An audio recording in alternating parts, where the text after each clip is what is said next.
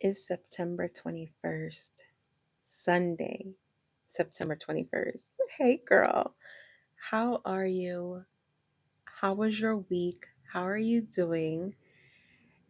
I'm sitting at this humongous big bay window, so you are going to hear some traffic going by. But I'm feeling tired, and I think it's because of the weather. It's really, really dark and cold right now in San Diego. I have no idea why, but it's giving me cozy vibes where you just want to lay in your blanket and watch Netflix all day. That's what it's given. So, but I'm here, we are here. Welcome back. This is 40 something and nothing. I'm Alicia Maria Gray. And we're just going to dive into it, okay? Today, we're exploring the truth that changed my entire perspective on my life, okay? You are the projector, not the screen. Mm. I can't tell you how many times I had to remind myself of this in my life, but let's just get into it. This episode is especially for you if you've been feeling like either life is just happening to you or like you're just watching a movie that you didn't choose. You got a ticket to the wrong theater, okay? This is not what you asked for. If you're waiting for someone to just yell, cut, so you can finally breathe. Today, we're going to slow down together. This is not just an episode where you listen while rushing through your day. This, my girl, is an invitation to sit with yourself, to reflect, to notice what you've been projecting, and maybe, just maybe, start to imagine a new real for your life. So, if you can, I say grab a journal, find a quiet little corner, light a candle, or just take a deep breath with me right now.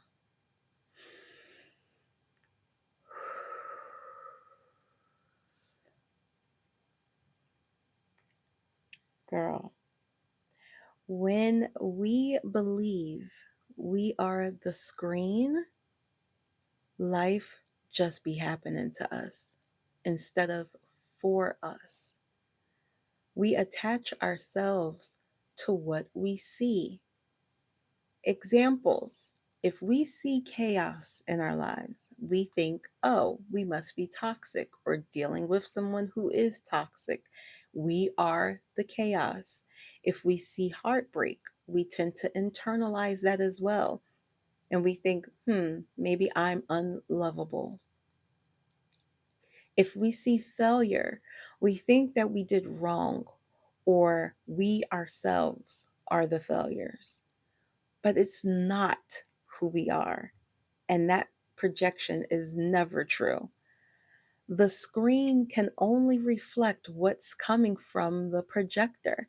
And the projector, ding, ding, ding, oh girl, that's you. It's your thoughts, it's your beliefs, it's your energy, it's your expectations about your life. And here's the kicker, sometimes what's being projected isn't even ours at all, but we carry it with us anyways. When you realize that you can change the real, when you realize that you can change what is being projected, then everything shifts. And when I mean everything, I mean everything. Here's the shift that I want you to make today. When you see chaos, if you are seeing chaos, let it be a signal, not a sentence. This is a signal that it's an invitation to project peace. It is a signal to choose to be calm. It is a signal to bring order inside of yourself, even when things are chaotic and messy on the outside. If you're looking at the screen and you are seeing heartbreak, let it be a mirror, a reminder that I am capable of love because you can't have the heartbreak if you were never a loving person or capable of giving and receiving of love. Then there would not be any heartbreak. So remind yourself that obviously I'm capable of love.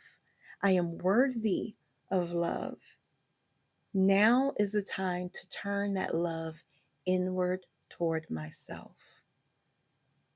If you're looking at your screen and you're seeing failure, don't make it about your worth. Let it teach you. This door obviously wasn't for me, and I'm being redirected. I get to project resilience and try again. This is the difference between living as the screen and living your life as the projector. The screen can't tell you who you are. It can only show you where you've been focusing your light. And you always have the power to change, to choose again, to shift the lighting. You always have the power to put in a new reel in the projector.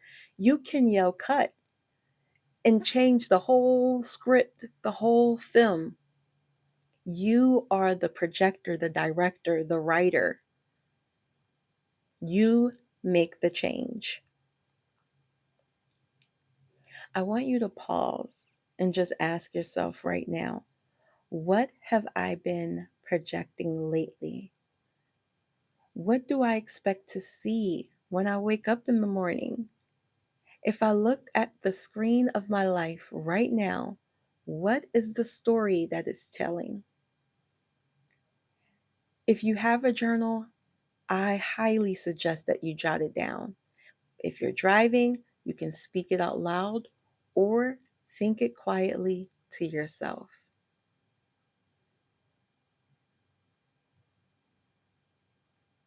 Let me tell you about a time that was like super difficult in my life, okay, where I had to apply this and I didn't even know in the moment that that's what I was doing.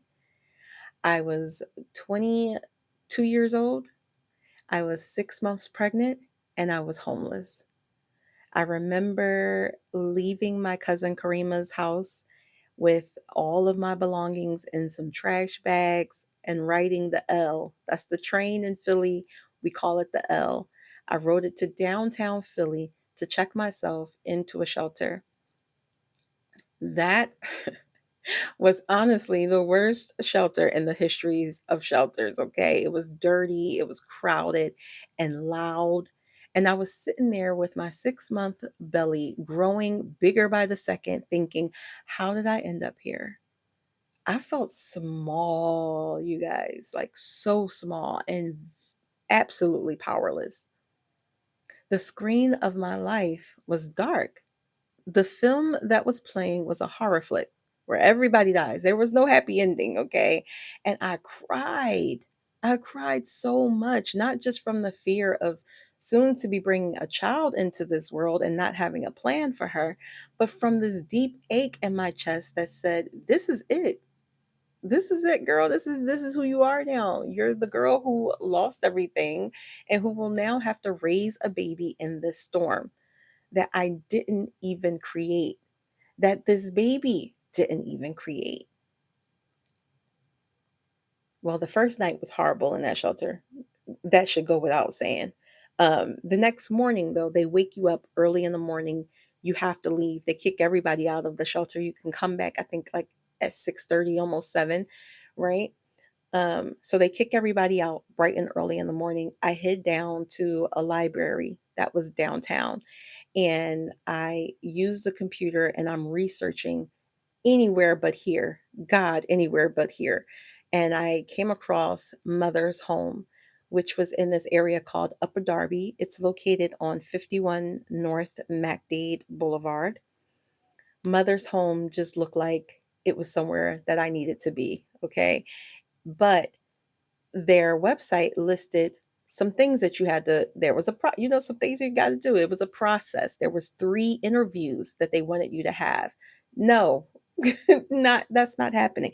I am homeless with the trash bags and a 6 month baby in my stomach. I'm not doing the 3 interviews. I just showed up at the door. I showed up and they tried to explain the process. Yep, I read that on the website. Not happening. Okay, I got the trash bags. I'm here. I need a place to stay now. I was not going to go back downtown, nor did I have the money to go back downtown because you got to pay the fare. At that time, I want to say it was like $1.20 or something, whatever the case may be. I had zero. I had $0 and 0 cents. So there was no way for me to leave even if I wanted to, right? So after them, the staff that was on site, they had to contact the director and go through this whole thing. They said yes. That night, I was able to get a private room. You only had to share the kitchen area with 5 other women who were also pregnant. And slowly, and I mean very, very slowly, I started hearing a whisper inside me that said, "Nope, this is not where it ends. This is just a scene. It is not your whole story."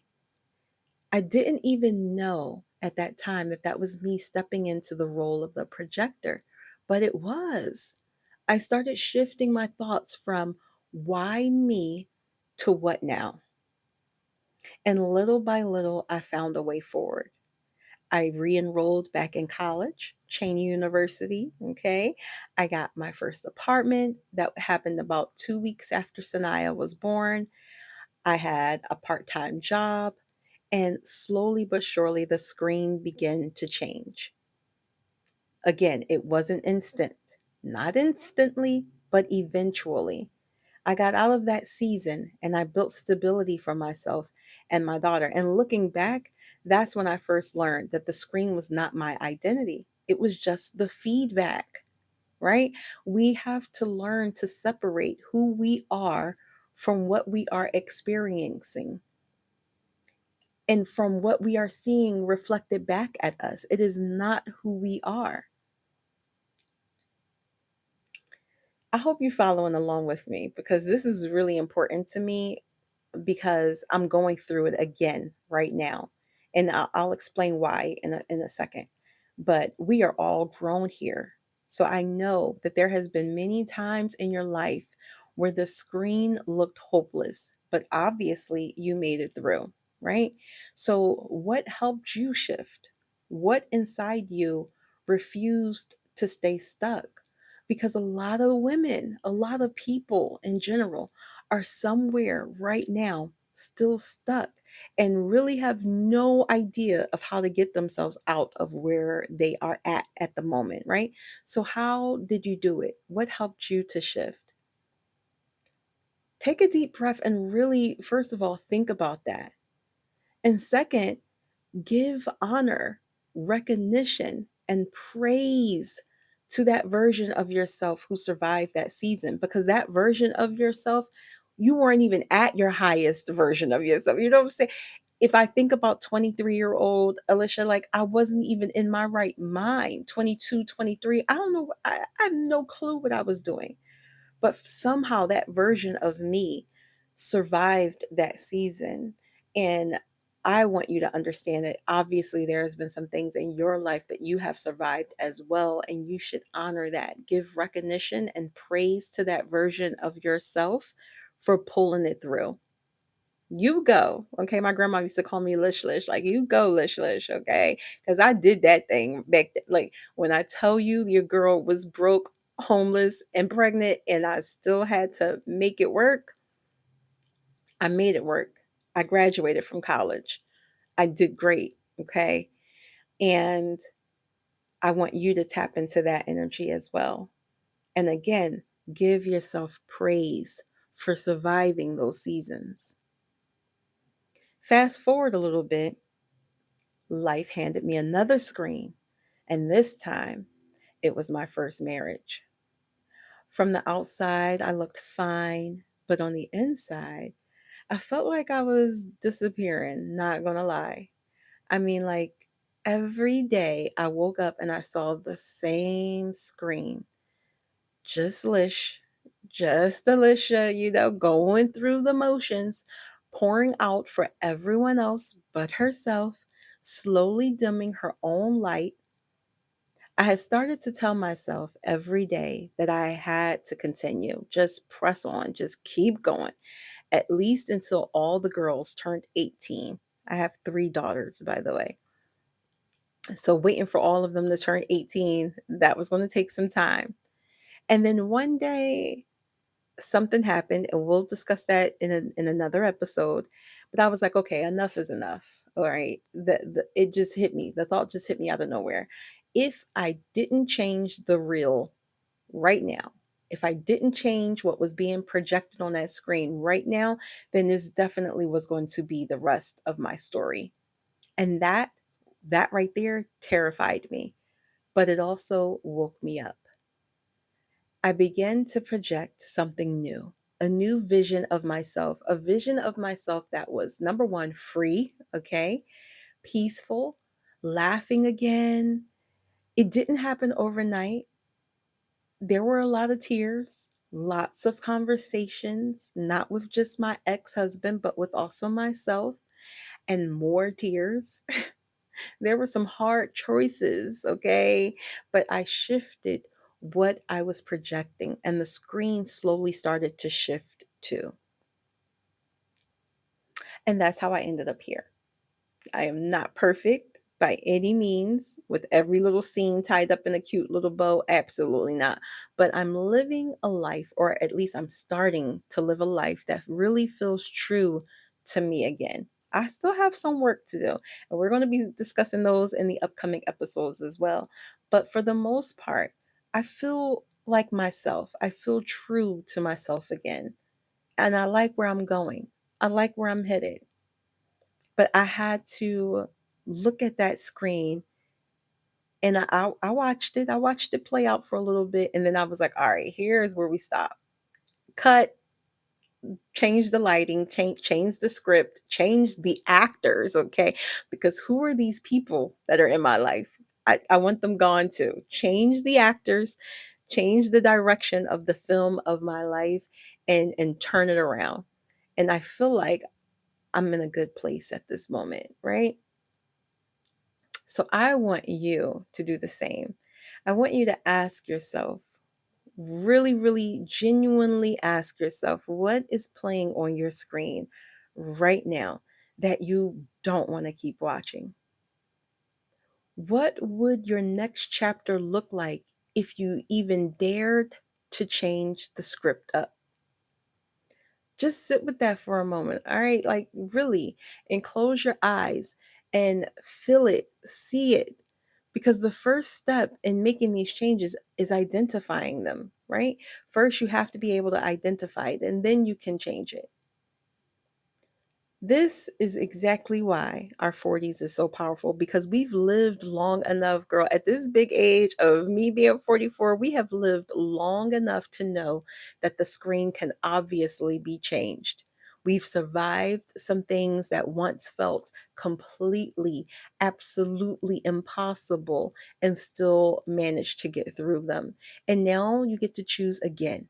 And this time, you got to really make it count, because this will determine the rest of your life, the other half of your life, right? So it's important that we really look at our lives right now and change the script if we need to, and make those necessary shifts. Starting now, we really need to become intentional about what we are projecting. Are we projecting joy, softness, luxury, love, wild dreams? Are we projecting a version of ourselves that is refusing to shrink or settle? Our 40s is not the decade of fading away, it is the decade of becoming. This is what I want you to do this week, okay? Don't tell me you don't have time for it, girl. You got time. You got time to do it. If you can call me up, we could do it together. But here's what I want you to try this week. Write down the story that you've been projecting, right? Don't judge it. Don't try to hide things from your own self, okay? Just really be raw and clear about what you have been projecting lately. Give it a name. For me, I'm thinking from chaos to crown, or if I had to name it, I guess maybe something like unstoppable, how I turned my mess into my mission, right? But really look at your screen and give it a title. And then once you have that title, it's time to start projecting the new one. And but that depends on what you want to project. Is that peace, courage, passion, worthiness, luxuriousness? It's all up to you. You get to write this new script. You get to change the lighting. Each morning, once you have picked the way or how you wish to start projecting your new projection, right? Each morning, I want you to say to yourself, today I project dot, dot, dot. Insert your word there, okay? Whatever that looks like for you. Again, that could be peace, courage, passion, boldness, worthiness, um, honesty, truth, luxuriousness, whatever that looks like for you. Today, I project dot, dot, dot. If you want to go a little bit deeper, I got you, okay? Because we can go deep. We can get a little bit deeper if you want to. What story have I been unconsciously replaying about myself, right? And where do I feel called to choose a new story? Because if you look at your life, it may not be everything. There may be bits and pieces. Is it your love life? Is it your finances, right? Is it the way that you're raising your kids? Is it your spouse, your partner? It could be anything. But where do you feel called to choose a new story? What would the screen of your life look like if you trusted yourself that you were the projector? A lot of the times when we're allowing our lives to play out and we're not really taking control of it, we have failed to trust ourselves. We don't really understand how powerful we truly are. And we don't trust ourselves to make the decision to be the projector, to be the writer, to be the script changer, to be the director and yell, cut, new story, right? So we have to learn to trust ourselves. But what would your screen of your life look like if you did, though? If you trusted yourself 1000%, where would you? You probably wouldn't even be listening to this podcast right now. You would be somewhere unreachable, untouchable, right? Somewhere booked and busy. Okay. So give yourself time this week to really reflect on your screen, on your life, and what is playing out and how you want to shift and make changes for yourself. Give yourself permission to either write it down or you can do a voice note. You don't have to figure it all out today. Just choose a place to start. My love, you are not the screen. Life is not happening to you, it is happening for you. You are the projector, you are the light, you're the plug, okay? You get to choose what comes next and how you really want to spend the next half of your life, the next half of this week, okay? Forget life, how you want to spend the last half of this day. You get to decide that. And as you go into this week, hold this close, right? Watch how even the smallest shifts in how you're projecting will change the reflection on the screen of your life and will start to change the people around you too. Because when you start to shift and make changes, people get uncomfortable with that, right? Especially the people who really shouldn't be around you in the first place. You start to make them uncomfortable and they will drop themselves off. You don't even have to show them the door. They will start leaving on their own. Okay. But you really got to give yourself permission to do that, to trust yourself, to be able to change your screen. I hope what I said today is making sense because this is something that I feel like I am actively doing right now. I am actively changing my script. I am looking at my life on a screen, playing it out, and I'm like, yeah, this right here is what I want to change. I'm going to pencil that out. I'm going to draw a line through it. I'm going to start again. I'm going to yell cut. I'm going to get rid of the actors if I need to. I'm doing the whole thing because the next chapter of my life is going to be the best one yet. It just is because I said so. Okay. I love you, girl. You can reach out to me. I'm everywhere. Instagram, TikTok, call me up, okay? I would love to celebrate this thing called life with you, okay? We can get through this together. Thank you as always for joining me on this episode, and reach out to me if you need to. Oh, by the way, thank you to everyone who participated in the Pleasure Project. I felt like that was just completely amazing. It was a great week. Today is actually the very, very last day. And yeah, I just wanted to say thank you. Thank you for participating and taking the time to be there with me. Your time means everything to me, okay? Because we don't get it back. So I appreciate you. I appreciate you so much. And I will see you next Sunday or talk to you next Sunday. You know what I mean. Girl, listen. Change the script. Go do that. Focus on that. All right, next Sunday. Bye.